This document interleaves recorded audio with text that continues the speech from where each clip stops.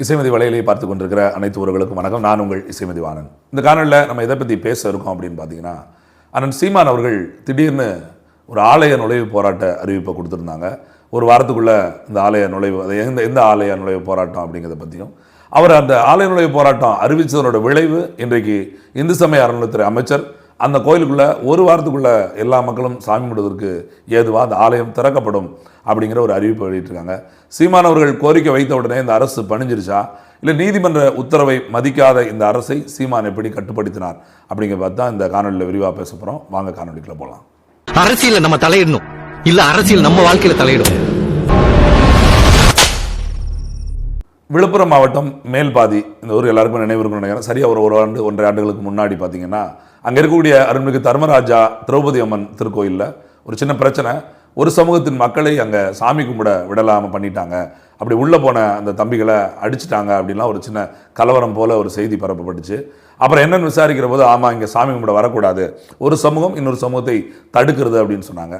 அப்போ இது என்ன சாதி பிரச்சனையாக இருக்குது, தீண்டாமை பிரச்சனை அப்படின்லாம் ஒரு பெரிய அளவில் ஆகி கோட்டாட்சியர் வந்து அப்புறம் மாவட்ட ஆட்சியர் தலையிட்டு பேச்சுவார்த்தை, சமரச பேச்சுவார்த்தை நடந்தது. இதுக்கு ஒரு குழு போட்டாங்க. இந்த சமூகத்தை ஒரு நாள் பேச்சுவார்த்தை கூட்டாங்க, அந்த சமூகத்தை ஒரு நாள் பேச்சுவார்த்தை கூட்டாங்க. இப்படியெல்லாம் பேசி பார்த்தும் கூட அதில் ஒரு தீர்வே எட்டப்படாமல் கடைசியாக அந்த கோயில் வந்து இந்து சமய அறநிலையத்துறை அரசாங்கத்தால் சீல் வைக்கப்பட்டது. யாருமே சாமி கும்பிட தேவையில்லை, 2 பகுதி மக்களும் போனாதான் சாமி கும்பிடணும், இல்லாத பட்சத்தில் இது சாதி கலவரத்தை உண்டு பண்ணுறதா இருக்குது அப்படின்னு சொல்லி அதை அரசாங்கமே சீல் வச்சிருச்சு.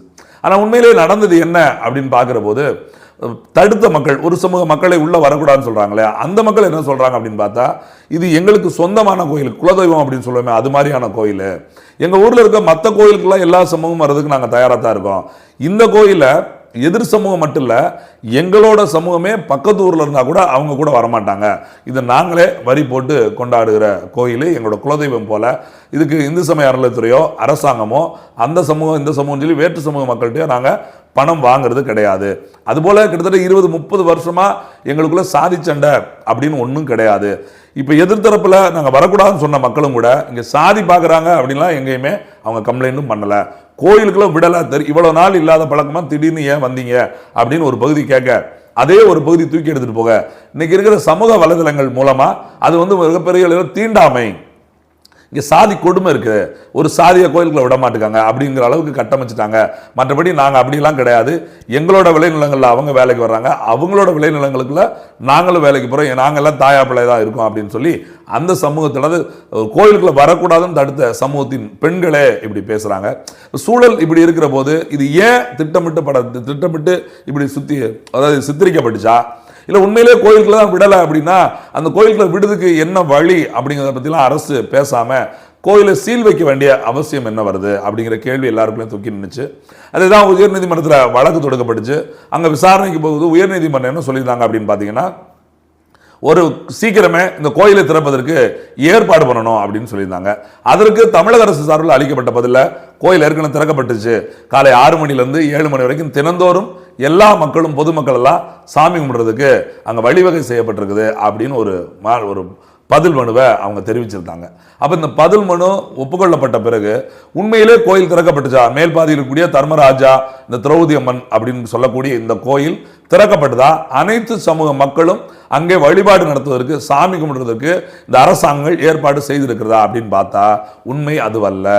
இப்போ வரைக்கும் நாம காணொலி பேசிக்கிட்டு இருக்க இப்போ வரைக்கும் அந்த மேல்பாதி கோயில் மக்களோட பயன்பாட்டுக்கு வரல. எந்த சமூக மக்களும், தமிழுக்கு எந்த சமூக மக்களும் அங்கே கோயிலுக்குள்ள அனுமதிக்கப்படலை.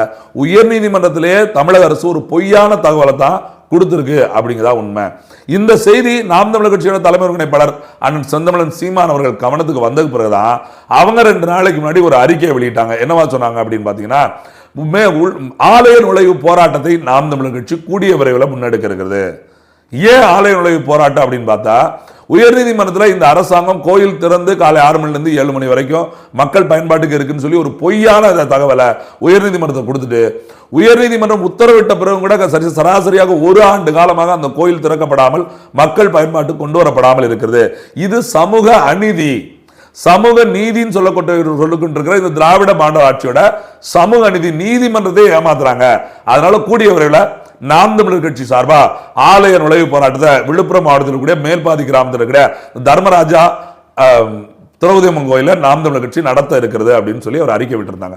அந்த அறிக்கையில் அண்ணன் சீமான் அவர்கள் மேலும் என்ன சுட்டி காட்டுறாங்க அப்படின்னு பார்த்தீங்கன்னா, இங்க எல்லாரும் சமந்தான், வாங்கி உணவு கொடுக்கிற கை பெருசு, உணவை விளைவிக்கிற கை சிறுசு, கீழது மேலது அப்படிலாம் பிரித்து பார்க்க வேண்டிய அவசியம் இல்லை, எல்லோரும் சமம் தான் அப்படின்னு சொல்லி இங்க இருக்கக்கூடிய ஐயா முத்துராமலிங்க தேவர் அவர்கள் சொன்ன வார்த்தையை மேற்கோள் காட்டி அந்த அறிக்கையை விரிவாக வெளியிட்டிருந்தாங்க.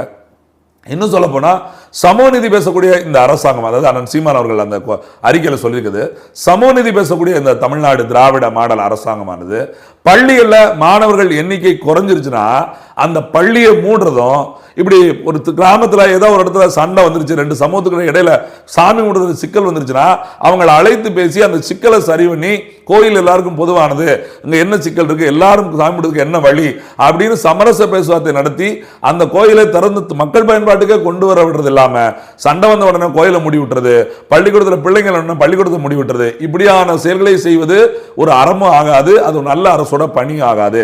ஒரு நல்ல அரசு மக்களுக்கான பயன்பாட்டுக்கு அதை கொண்டு வந்திருக்கணும். அதை செய்ய தவறியது மட்டுமல்லாம உயர்நீதிமன்றத்திலே கூட ஒரு முழு பொய்யான தகவலை கொடுத்து அந்த கோயிலை திறப்புக்கு கொண்டு வராத விளைவா இன்றைக்கு நாம் தமிழர் கட்சி ஆலய நுழைவு போராட்டத்தை நாங்கள் தொடங்க இருக்கிறோம் அப்படின்னு சொல்லியிருந்தாங்க.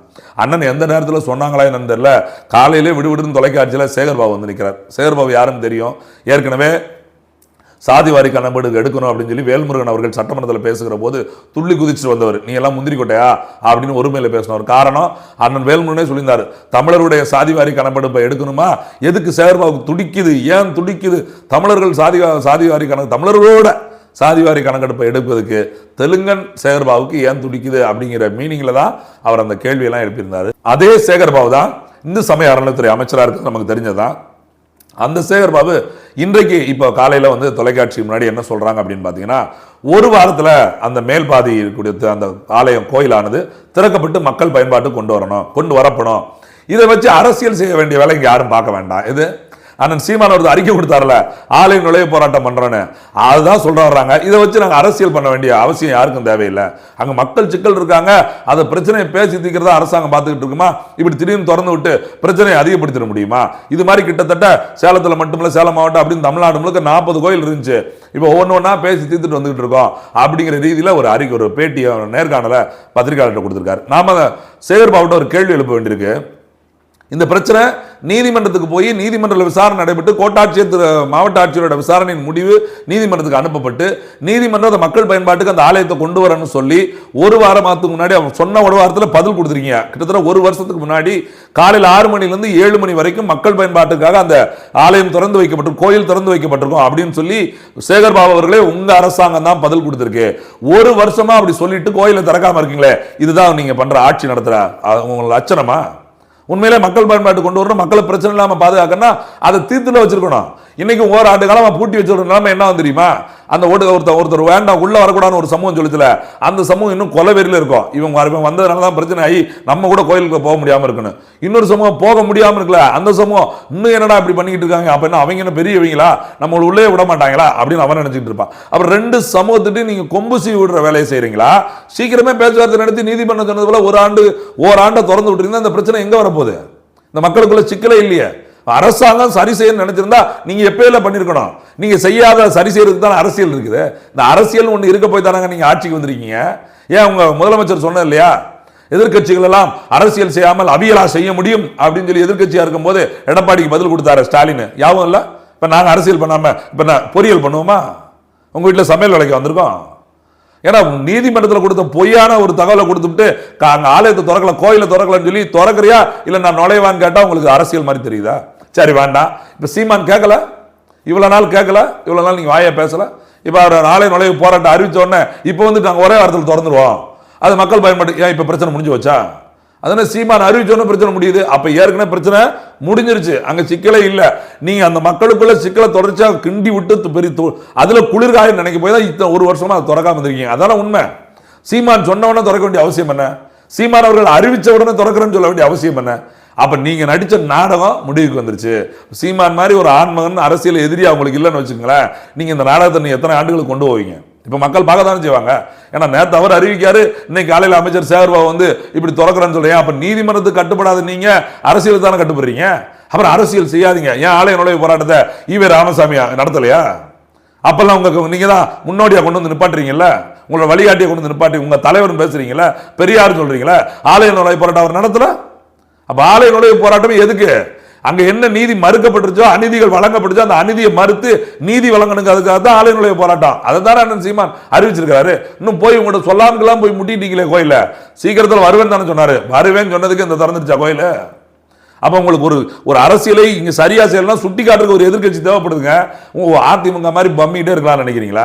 நீங்க அதிமுக காலத்துல மூடிட்டு இருக்கிறது, அதிமுக உங்க காலத்துல வாயை மூடிட்டு இருக்கிறது, அது மாதிரி எல்லாரும் இருப்பான்னு நினைச்சீங்களா? உங்க ரெண்டு கட்சிக்கும் மாற்று அரசியல் பண்ணணும்னு சொல்லி தான் நாம் தமிழர் ஒரு கட்சி தொடங்கி இருக்கு.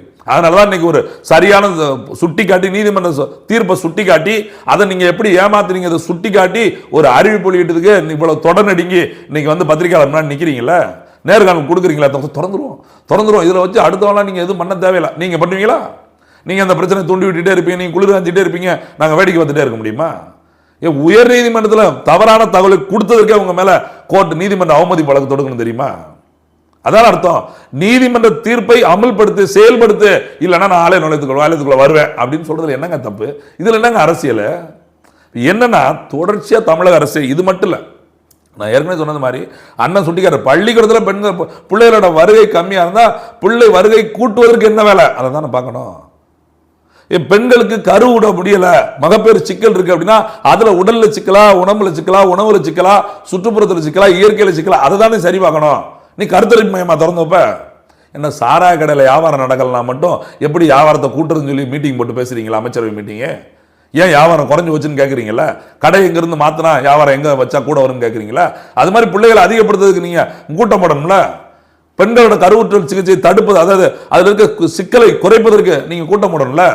மேல் பாதி போன்ற மூடப்பட்டிருக்க 40 கோயில் நீங்களே கணக்கு சொல்றீங்களா? அந்த 40 கோயிலையும் சிக்கலை தீர்ப்பதற்கு நீங்க கூட்டம் போடணும்ல. அதுக்கு தானே அரசாங்கம். யாரை வேணுமாலும் அழைத்து பேசலாம். இன்னைக்கும் வேங்கவே இல்லை மலம் கலந்தது யாருன்னு உங்களால கண்டுபிடிக்க முடிஞ்சிருக்கா?